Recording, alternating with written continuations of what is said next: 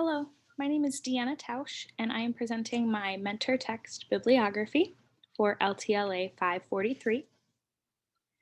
So, how I centered this project was that I focused on the English Language Arts Writing and Reading Common Core standards for third grade students. I'm currently a kindergarten through fifth grade music teacher, so I'm not actively teaching writing in my music classroom.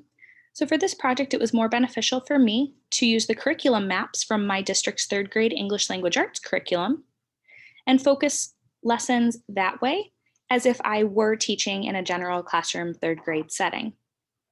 So I chose texts that applied to the following three categories that came from the ELA curriculum maps from my district: exploring narrative writing, which focuses on personal narratives and fictional narratives; exploring types of literature, which focuses on opinion writing, folk tales, myths, and poetry; and then exploring informative writing, which focuses on informational writing and research. Within each of these categories, there were additional lesson topics and unit ideas that I also used for this project that are listed here, such as event sequencing, creating themes, stating opinions, using linking words, and developing informational facts and ideas. So, the first example I have to share with you is for the personal narrative writing, which teaches more of an introduction and theme lesson.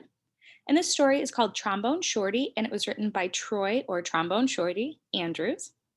And it's a nonfiction story from a juvenile reading level estimated for about third to fifth grade readers.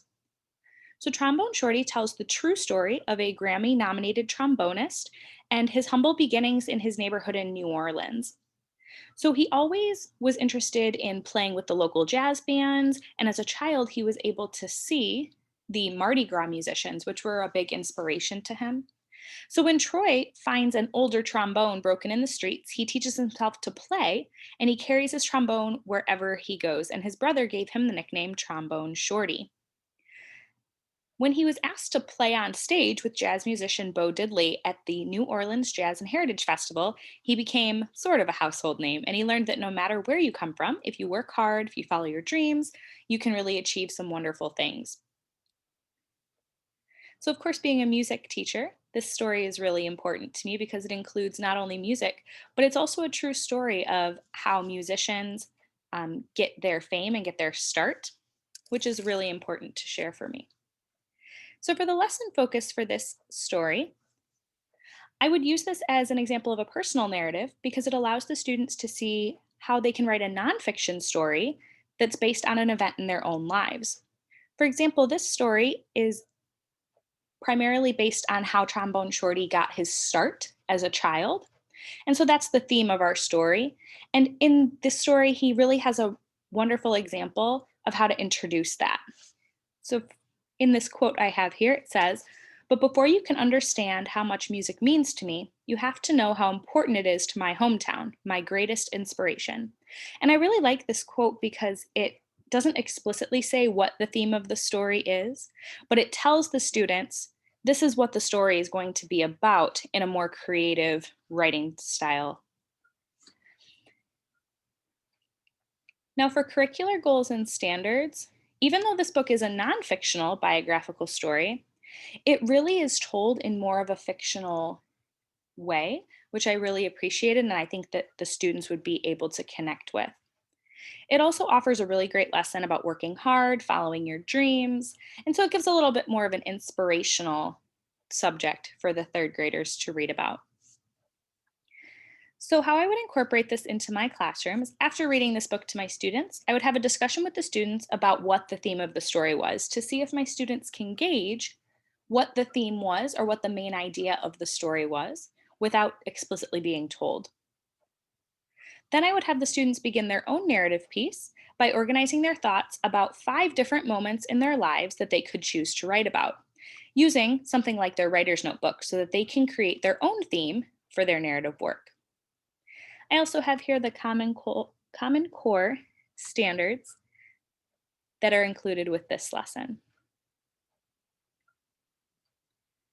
So for the next style that I used for this project, it was exploring types of literature. And I chose to focus on this story. It's called Macy McMillan and the Rainbow Goddess by Sherry Green. because it focuses on poetry, which was included in that second bullet point on the beginning of my project. And it's written in a verse style, which I thought was really interesting, especially for my readers to be able to experience. So this is a fiction story. The grade level was, or the reading level was not explicitly discussed, but it was said that it would be recommended for third to seventh grade students. So this fits perfectly with my hypothetical third grade classroom. So, this story is a very heartwarming tale of a sixth grader named Macy who unexpectedly befriends her elderly neighbor. Her mother asks her to help her neighbor pack up boxes because she's being moved into an assisted living facility. And Macy is deaf, so she faces many different communication challenges and has a hard time connecting with other people, which of course we can incorporate into social emotional learning lessons or SEL lessons, which is a great cross curricular point that we can use with this story as well. So Macy is afraid that she will never be able to understand her neighbor. She's not sure what they're going to talk about. And she imagines trying to be over there all day helping this elderly woman pack up boxes, and it just terrifies her. So she's doing something that not only she's not super interested in, but also that scares her. And that's something that I think is a really great lesson for third grade students as well. Now, through their days together, Macy actually learns that there is more than one way to communicate. Even though her neighbor does not sign language or does not use sign language, they are still able to communicate through visuals, through storytelling, and of course, through some chocolate chip cookies, because that's a great way to communicate too. So, Macy learns a lot of really important points in this story. But one thing that I really thought was important and what I put over here in my curricular goals and in my connections section was that I think it's really important for students to understand how to respect our elders, especially the elderly. Even if there's somebody that we don't necessarily know, everyone has a story, and I think that's incredibly important. So, on a personal level, reading this story and introducing it to my students is really important to me because I think that that's something that we can all do a little bit more of is learn more about other people, especially our elderly who, especially if they're in nursing homes or in assisted living facilities, they don't really get the chance to talk to a lot of people besides the others that are in the home with them. So I think it's really important for students to understand that they are still people too, and they all have stories to share. And you might learn something really incredible if you ask someone older than you in your life or in your family to tell a story about when they were your age. So I think that was a really great cross curricular lesson for social emotional learning that I could incorporate into this as well. So I really like this text, like I said, because it is written in verse poetry, which is important for the students and was included in the Common Core standards and in the curriculum maps for my district. So it is written in a chapter book style, but all of the text is in verse poetry form. And you can zoom in here if you'd like to read the entire page, but I'll read a short excerpt from the story. It says, our house on Pemberton Street with the red front door, wildflower garden out back, window seat just right for reading, has a for sale sign jammed in the front lawn. It's the ugliest thing I've ever seen. So this comes from the first few pages of the book and sets the tone for how Macy feels about her current situation. Another connection that I saw with this story that I mentioned here was that it also gives students the chance to connect to someone who might be in a similar situation to them. Macy is being raised by a single mother, which I know is very common for students to have that same home life experience. And in the story, her mother is engaged and is planning on getting married, meaning that Macy will be gaining a stepfather and two stepsisters. She's moving out of her home. She's being forced out of somewhere that she's comfortable, and it kind of throws her out of her comfort zone. And I think that that's something that third grade students can really connect to, especially if they have similar home life situations. So, in order to incorporate this book into my writer's workshop lessons, I would introduce it at the beginning of the poetry unit and then discuss what verse poetry is. I would then have students practice their own short verse poetry and use that to write in a more narrative style like this story represents. I also have the Common Core standards listed here as well. For my last example that I'll share with you today, I will go to our informational writing, which was the third bullet point on my first page. And I have a story here that is a nonfiction from the Fact Finders series. And if you don't know the Fact Finders series, I worked at a local library all throughout college, and these are really great books that students can use for research purposes. They're short, they're sweet, they're to the point, but they give you a lot of facts and details, and they're very accessible for students. So this book I picked is titled Lake Michigan, and it's a nonfiction with a juvenile reading level, approximate age 7 to 9 years old.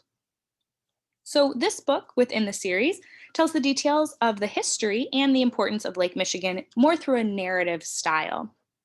So, it talks about not only the beginnings of Lake Michigan from the Ice Age, but it also talks about more current facts about Lake Michigan and why it's important to our ecosystem and why it's important to our community.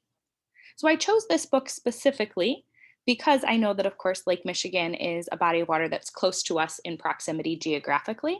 So I thought that that would be really interesting for the students to see how we can learn about an informational story and informational writing by learning about some more cross curricular information that maybe could have been taught in a science class or a social studies class that tells us about a local body of water.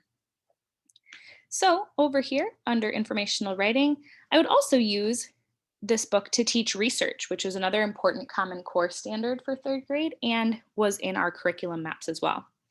So this book, I believe, is an excellent resource for students to use when they're researching different topics to write about. And so this book really describes many different details about our main topic, which of course is Lake Michigan in this story. And so students can learn many different facts and details that they can use for their informational research writing and for their informational research so that they can learn how to research a topic and then later write about it. This book really does a great job at also demonstrating how we can not only use writing to describe details, but how we can use visual aids to aid with our writing. And so this story has a lot of different maps and historical figure drawings that really aid with the reading and the writing for this story. So I have here the beginning of chapter 2 where they talk about the lake beginnings and how glaciers covered the Great Lakes area. And then once they were gone, it had left the Great Lakes that we know today. And they use a map where we see the borders of Wisconsin, Illinois, Indiana, and Michigan. And so the students are able to see how beneficial it is to use visual aids in their writing to show more details about what they're talking about. So for this story, I would incorporate this into my writer's workshop lessons by, of course, reading different sections of the book and then discussing the different informational writing ideas and techniques, such as finding a main idea and then elaborating with details, whether that's writing details or showing visual aids. So once the students understand how to find the main idea and describe additional details, I can have them practice with their own research project. I really do recommend the Fact Finder series. They were checked out quite a bit at my local library when I was working there in college. And so I believe that that would be a really great resource for the students to use. And then they can find a topic that interests them. And then I can assign a short research project where they will also be detailing or paraphrasing their own informational writing that they learn about from the facts that they learn about in their text. I also have, of course, our Common Core standards that would go along with this lesson here at the bottom.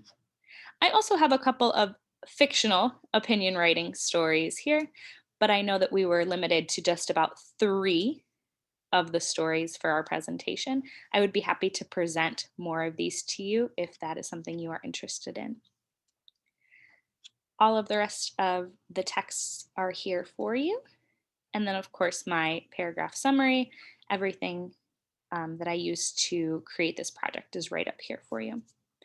Thank you very much for letting me present my project in this way. I really appreciate your flexibility and your willingness to work with me. If there's anything else that I need to do for this project for presentation purposes, please feel free to let me know. I've also submitted this project on Blackboard in that location that you showed us the other day. So thank you so much for your time. Have a great day.